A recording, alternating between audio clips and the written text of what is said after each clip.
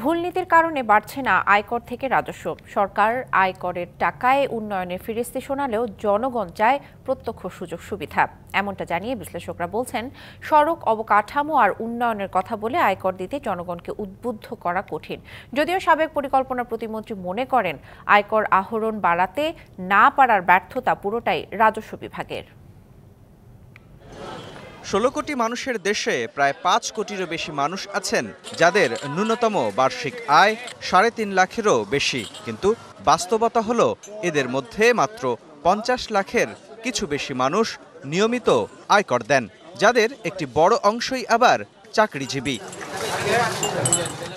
স্বকর্মসংস্থান বা ব্যবসা বাণিজ্যে আয় করেন এমন ব্যক্তিদের কর দেয়ার নজির নেই বললেই চলে।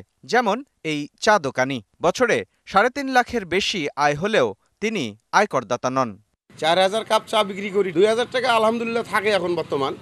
যদিও আয়কর আইন বলছে চাকরি, ব্যবসা, স্বকর্মসংস্থান যেভাবেই আয় হোক কর দিতে হবে।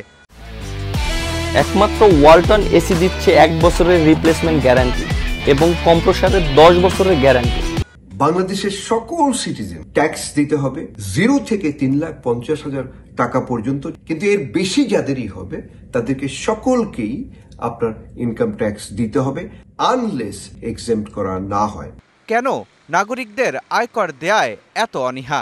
অর্থনীতি বিশ্লেষকরা বলছেন, কর দেন এবং কর দেন না এমন মানুষের মধ্যে স্পষ্ট পার্থক্য তৈরি না করলে আয়কর বাড়বে না। অস্ট্রেলিয়াতে যান, ইভেন ইন্ডিয়াতে, মালয়েশিয়াতে ট্যাক্স পেয়ারদেরকে কিন্তু হোটেলে গেলে, হসপিটালে গেলে বা একটা রিসোর্টে গেলে যেই ধরনের 1-to-1 ওয়েলকাম বা সার্ভিস পায়, আমাদেরকেও সেটা তৈরি করতে হবে। জনকল্যাণমুখী প্রকল্পে ট্যাক্সের টাকা ব্যবহৃত না হয় তাহলে কিন্তু ট্যাক্স পেয়াররা মোটিভেটেড হয় না। যদিও সাবেক পরিকল্পনা প্রতিমন্ত্রী মনে করেন, রাজস্ব কর্মকর্তাদের দুর্নীতি আর অনিয়মের কারণেই আয়কর ফাঁকি হচ্ছে। প্রচুর বাড়ি ঘর আছে যারা ভাড়া দিচ্ছে বছর পর বছর, কিন্তু দেখবেন এই ট্যাক্স দিচ্ছে না। এই আতাতের ফলেই ট্যাক্স দিতে হচ্ছে না বা দেয় না। প্রশাসনিক অস্বচ্ছতা, এইটাই আমার মনে হয় একটা বড় এখন আমাদের চিন্তার বিষয়।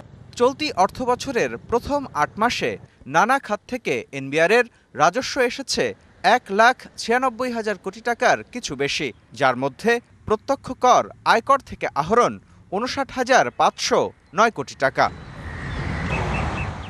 মুস্তফা মাহবুব, ডিবিসি নিউজ, ঢাকা।